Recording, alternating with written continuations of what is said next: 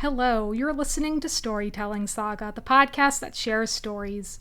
I'm your host, Allie, and this week I'm discussing Hey Arnold, the movie, written by Craig Bartlett and Steve Bixton and directed by Tuck Tucker. It was originally released in theaters on June 28th, 2002. And I can tell you, at the time, I had such high expectations for this movie. I was so unbelievably excited for it. And then when I finally saw it in theaters, the day it came out, I was absolutely crushed. I hated it so much. And I'm laughing because it's just like, oh my God, poor 11-year-old me. Like, if I could go back in time and tell her, it's okay, you're going to finally get what you want, just it'll take 15 years to finally get the Jungle movie, because oh my goodness. And obviously in hindsight, knowing everything we know now about this movie, that originally it was just supposed to be a TV movie, but that Paramount Pictures and Nickelodeon Studios decided to put it in theaters after the success of the Rugrats movie and Rugrats in Paris. And obviously it didn't do that well in the box office, but the marketing for this movie was so misleading, and that led to my crushed feelings as an 11-year-old watching this movie in theaters, because the only thing I cared about was Arnold and Helga getting together, and I was led to believe that they were going to finally become a couple at the end of this movie, that Helga was going to confess her feelings and Arnold would reciprocate somehow. And obviously it was the big scene, when Helga confesses her feelings. It's completely spoiled in the marketing of this movie, and so ridiculous, because obviously the whole point is to get people to go see it. But like, oh my God, so many things that could have made it so much better if that hadn't been spoiled, namely. But rewatching this now, the last time I watched this movie was like back in 2016 when I was on a Hey Arnold kick and just rewatching the whole series after it was announced that Hey Arnold will be returning with a TV movie, which of course ended up being the Jungle movie. So it is so funny that since the Jungle movie was originally supposed to be the theatrical film to end the series, that it ended up being reversed, that we had this one in theaters and the Jungle movie on TV. And isn't it crazy to think that the Jungle movie was released 5 years ago now? That's wild to me too. And again, the anticipation for that, yet thankfully that movie met and exceeded all of my expectations. And this movie unfortunately did not, because the marketing for it, I remember it so vividly. I remember like there were commercials of the Backyard Players, which were just these kids reenacting scenes from the movie. And I distinctly remember, like the kid being like, this is on page 96, the controversial scene of the love scene, like Helga's confession scene. And then a girl, saying the Helga lines, and then kids in the audience saying, oh, this must be fake. This can't be real. Helga would never confess her feelings to Arnold. Oh my God. And then, my goodness. But taking that aside too, even just the other stuff with this movie, that a lot of it was marketed as kind of James Bond-esque and Men in Black-esque, and even a little bit kind of like Spy Kids with all the technology of it. And I distinctly remember too a commercial that was, in hindsight too, I realized that it was produced after this movie because the animation is different. It's similar to the animation of the final 2 episodes of the series, The Journal and April Fool's Day. And also Arnold had a different voice actor by then too. It was Alex D. Lids who voiced Arnold in those final 2 episodes of the show.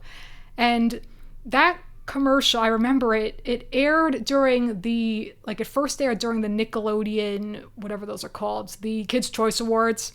And I remember it was just Arnold, Helga, and Gerald all wear Arnold and Gerald in their black suits and Helga in this whole black outfit, as if she would be a part of the whole thing with them going undercover or whatever it is, secret agents and trying to save the neighborhood. And that's very James Bond-esque, that little teaser trailer. And I remember being so unbelievably excited from just that teaser trailer alone. And I actually found the commercial, even though I'm going to say it's much better if you watch it with the visuals, because the animation is so beautiful and everything. But just here is the teaser trailer. This summer, action has a new name. Arnold. Hey Arnold.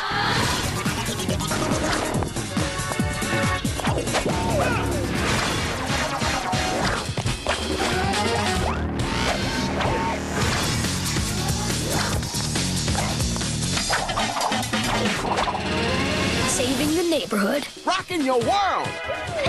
Who said you could touch me?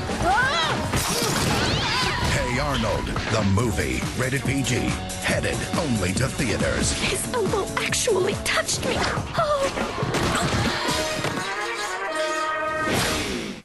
And so it's obviously Helga is not, like, as this teaser trailer leads you to believe, she wasn't part of the whole thing. She's, of course, deep voice, which also, again, is spoiled in those trailers when Helga's just out, like, her outpouring her feelings towards Arnold. And honestly, that's a huge flaw to me with this movie, that this movie could have been 1.5 million times better. And yes, exactly that much better. I did the math. If Helga had been part of the journey along with Arnold and Gerald. Instead, we have her behind the scenes, which it's just so, like, the build up to her finally confessing her feelings just feels so out of left field. And obviously a lot is at stake with them supposedly going to lose the neighborhood, and then Arnold with his eternal optimism exhausting all options to try to save the town that he loves, and so people don't have to, sell their homes and from this evil Sheck guy. And that is all great themes to explore, of gentrification, and again, with kind of the meta thing of Gerald saying, like, why do you always have to look on the bright side? Somebody has to, But, I mean, even as a kid, like, when I watched this movie, again, all I cared about was the Arnold and Helga stuff. But even taking that aside for a second, because I'm so, like, honed in on that, like, when I go back to my 11-year-old self having watched this movie in theaters. However, so despite that, the plot itself to me is just nothing memorable, honestly. That's a big flaw to me, that with the series, obviously a huge thing about it that makes it so unique and so special are those more melancholy themes, more emotional scenes, and we don't have any of that really in this movie. There's no, like, truly emotional turmoil, really emotional scene that kind of pulls at your heartstrings. And that said, though, I do appreciate more so now the humor of this movie that I did not care about at all as a kid. Like, I don't remember laughing at all watching this movie in theaters. But now when I rewatched it, it made me laugh at certain points. I was, like, surprised. I was like, oh, this is pretty funny, certain moments. But also just the fact that, again, going back to the marketing of it, how it was just so much leaning into all that stuff with Arnold and Gerald, and that it ended up being so much less remarkable, in my opinion. And obviously, like, a lot of this would have been excused if it had been just a TV movie, because then, like, you wouldn't have paid to see it, first of all, and it just would have been, like, on TV. And again, if it hadn't been spoiled with Helga confessing her feelings, then it would have been like, wait, is this really happening? Is she actually doing this? That would have been, like, a huge surprise, and a very pleasant surprise, and it would have just been interesting. And what's funny is then at the end, obviously, when she takes it all back, I hated that scene so much as a kid, because as a kid, when Arnold's saying, oh, you don't really love me, right? You actually hate me. And then, like, she smiles and she's like, of course I hate you and whatever. And then he's like, okay. And he smiles. As a kid, I thought, Arnold, how could you be so stupid? Like, you really think that she hates you? But then obviously now, rewatching this, I realize it's him giving her an out. It's him saying, like, this is too intense for us to deal with. Basically what Craig Bartlett has said in interviews, that, like, they had to return to some sort of equilibrium, so let's take a step back and we're gonna deal with that at another time.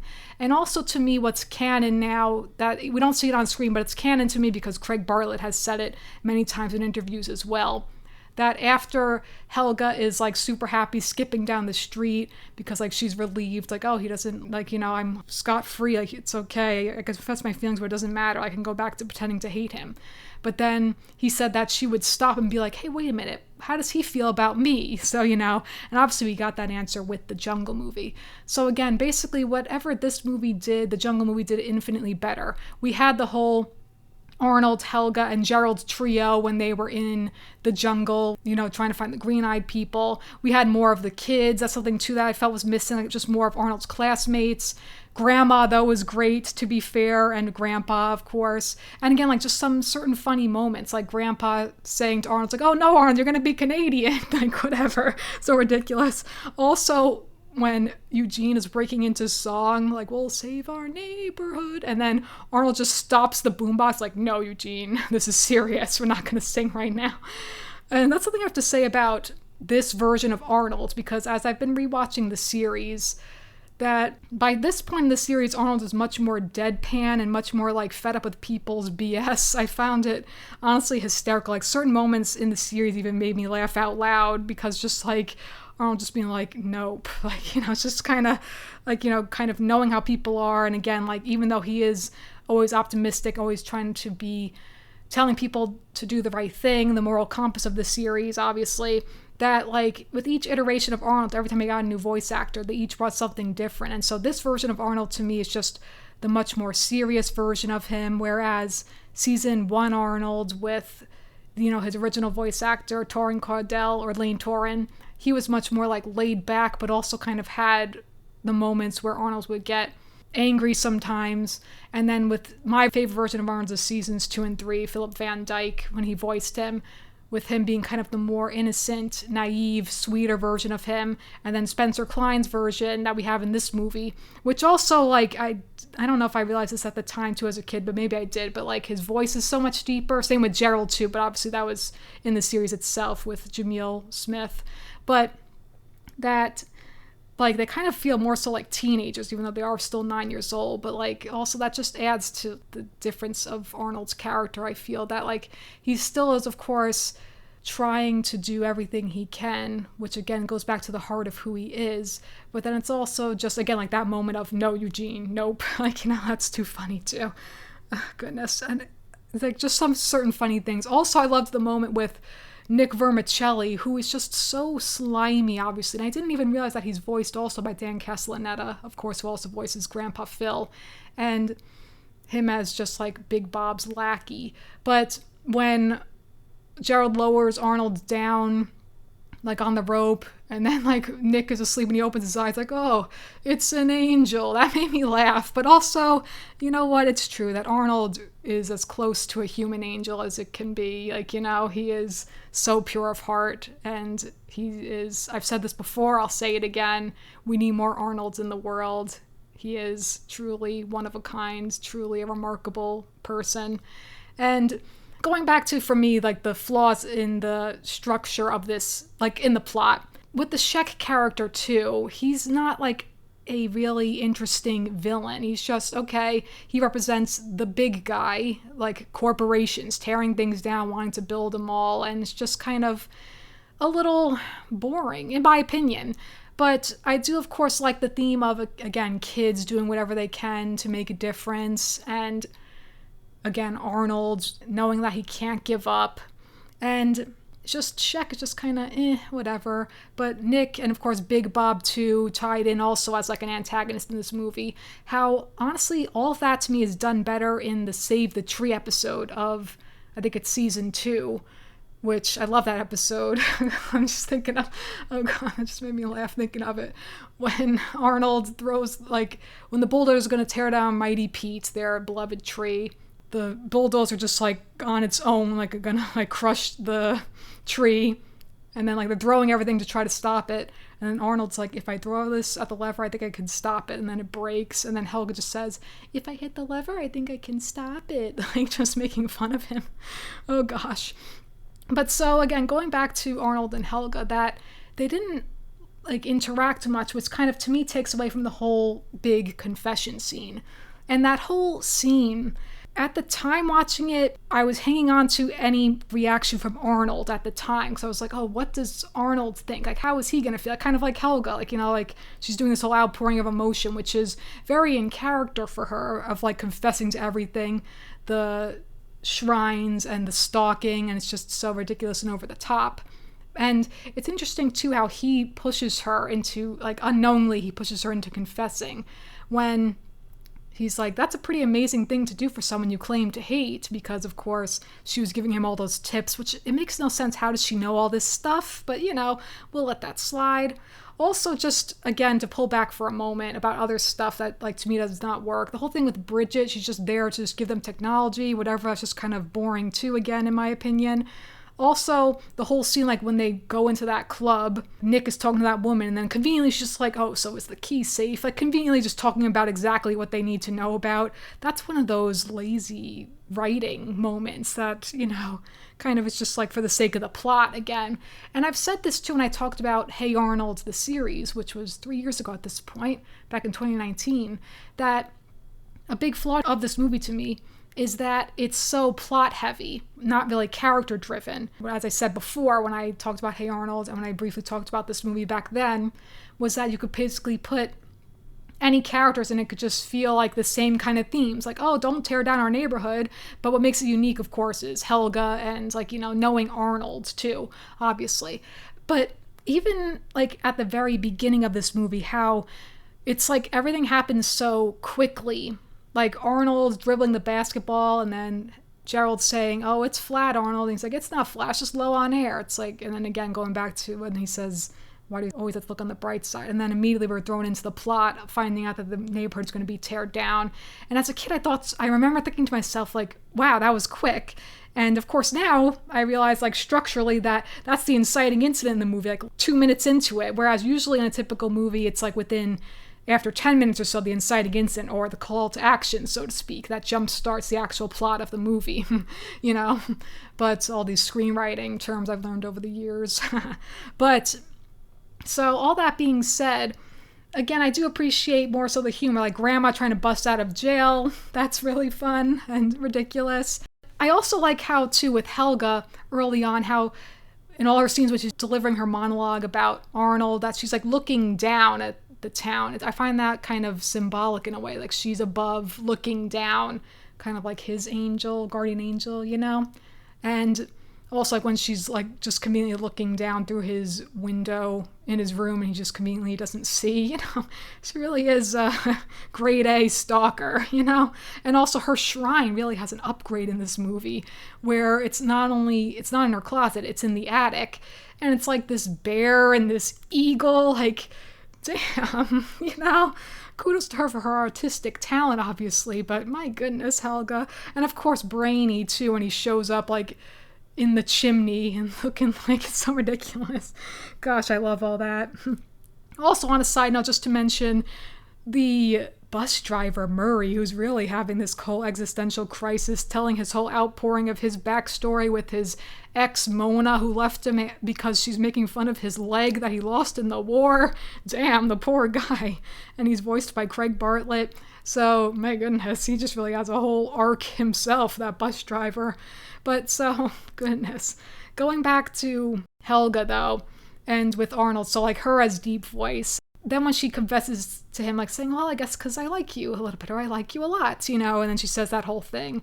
And then she kisses him. And the whole thing is just so awkward because his reaction is like he's weirded out because, again, this comes out of like left field. And then when she kisses him, it's just very cringe now, especially also like the whole thing is just cringe. And also I find symbolic too now that he loses his hat in that moment. It's as if like she's disarming him because, as we know, he's not himself without his hat. And then again, I could sort of appreciate more so the humor when he's like, oh, I gotta lie down. It's like, oh, I'll go with you. And then like when she's saying, you have to do the thinking for both of us now, darling. Like, it's just so we had then like she's stuck in that lovey-dovey phase. Like she can't like switch that off in her brain. Like she's just like stuck in that mode. It's just really odd. But with her whole big confession, with that being in a way the climax of this movie, again, it just feels like, given the plot, that it feels tacked on. It would have been so much better if, again, she had been part, like, along for the journey with Arnold and Gerald. And all you would need once in a while was just, like, them accidentally touching hands or, like, her sneaking, like, sniffing his hair, like what she does on the bus. And just, like, maybe moments where Arnold is starting to pick up on things. Maybe even, like, he finds the locket. Like, something like that would have been so much more interesting to me. And then, like, kind of her confessing reluctantly. Again, you could have still had like that outpouring because that is very in character of her to just have that whole outpouring confession. But the way it was done to me, it's just like, it wasn't what I would have liked to have seen. Like even at the time as a kid, I was like, oh, well, she's just confessing everything and Arnold's just kind of staring at her and like weirded out, and then like the kiss is so awkward. And the moment though when Gerald is just like on the walkie-talkie and then she's like, not now, he's like, not now, who the, like, that's funny too though. So like, again, in terms of character motivation, there's like no real reasons for her to confess. Again, it's just interesting that she does it all on her own. I guess like just it's kind of like word vomit for her and just like this whole outpouring. But in terms of what's at stake if she confesses, it's just like, oh, she's just telling him. It's not like if, you know, it's not like she had to tell him or anything.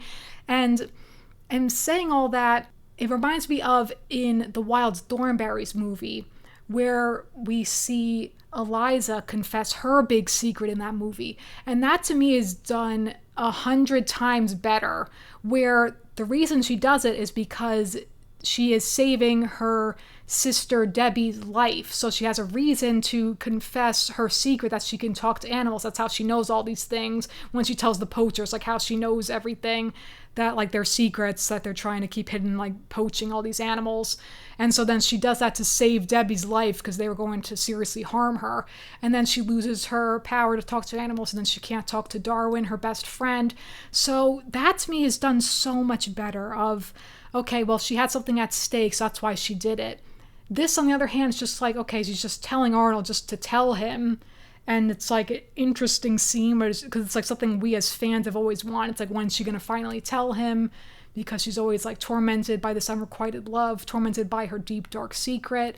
And so then by the end, when they save the neighborhood, and also like before I had rewatched this, I had completely forgotten about the whole tomato incident thing, just basically anything other than the whole thing with Arnold and Helga and that whole scene. Everything else was kind of, you know, I got lost in my memory over the years. Too funny. But so then like the whole thing with the tomato incident, and then he gets the document, or like, you know, he gets the video showing that Sheck burns the document. So kudos to Arnold for his ingenuity.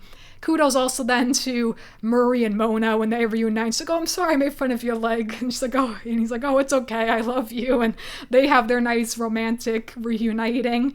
And then Arnold and Helga are looking on. And then I did not like the scene of that when I was a kid, but I kind of like it more so now. Just kind of the nervousness of their body language when Arnold steps away, and then again, giving her the out because that's just him in a way, like this act of kindness. It's like, I don't know if she meant to tell me all that, but it's like, you know, you actually hate me, right? It's like, yeah, of course I do. So I actually kind of find it sweet in a way now. But just at the time, it just was so devastating to me.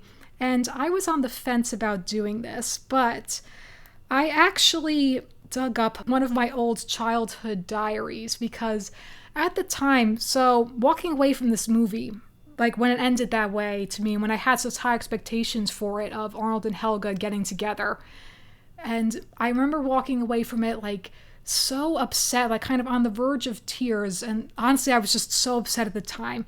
And I remember being so sad and then so embarrassed at myself for feeling that way.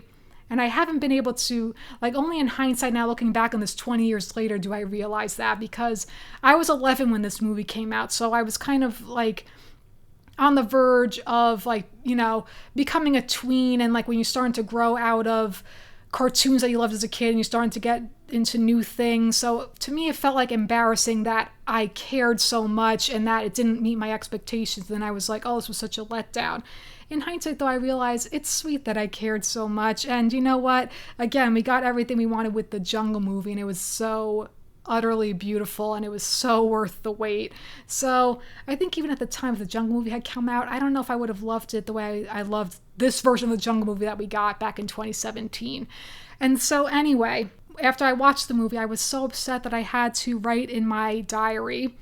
And so now, in a podcast first, I'm going to share with you this diary entry about my thoughts of Hey Arnold, the movie.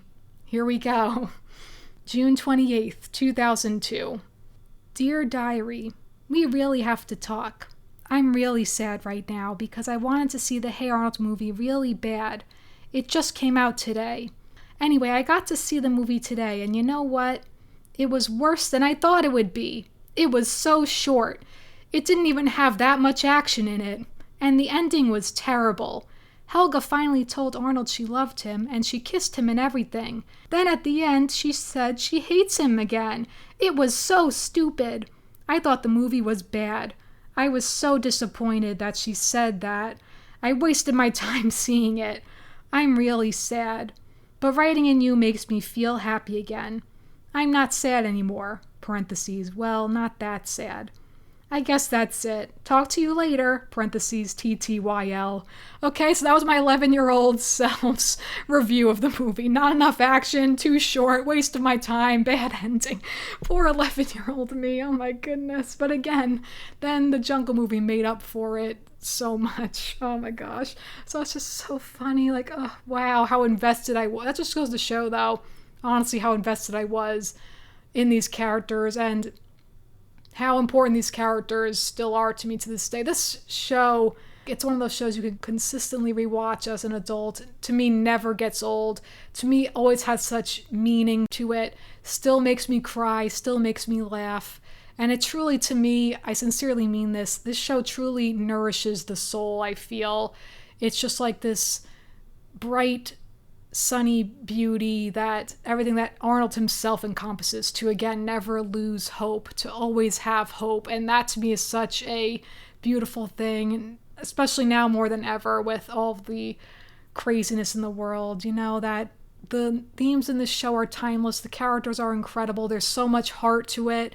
There's so much soul. And even though this movie didn't meet my expectations as a kid, I can appreciate it more so now, even with some of the story, like structural flaws to it. Thankfully, it's like at least funnier to me, more entertaining, and like not taking it so seriously with the whole Helga confession thing.